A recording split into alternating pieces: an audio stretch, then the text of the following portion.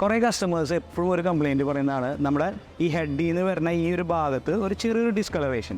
ഇത് ബേസിക്കലി ഉണ്ടാവണം എന്താണെന്ന് വെച്ചാൽ മിസ് ഫയറിങ് വരുന്നതാണ്. ഇപ്പോൾ പെട്രോളിൽ വെള്ളം കയറുക, ഓവറായിട്ട് പെട്രോൾ കത്തുക, പ്ലഗ് അഡാപ്റ്ററിൽ വെള്ളം കയറുക, അങ്ങനെ കുറേ റീസൺസ് ഉണ്ട്. അങ്ങനെ വരുമ്പോൾ നിങ്ങൾ ചെയ്യേണ്ടത് അടുത്തുള്ള ഓത്തറൈസ് സർവീസ് സെൻറ്ററിൽ പോയിട്ട് എന്താണ് കാരണം എന്ന് മനസ്സിലാക്കിയിട്ട് അത് കറക്റ്റ് ചെയ്യുക എന്നുള്ളതാണ്. അപ്പോൾ അടുത്ത പ്രാവശ്യം ഇങ്ങനെ കാണുമ്പോൾ ജസ്റ്റ് സർവീസ് സെൻറ്റർ ഒന്ന് വിസിറ്റ് ചെയ്താൽ മതി.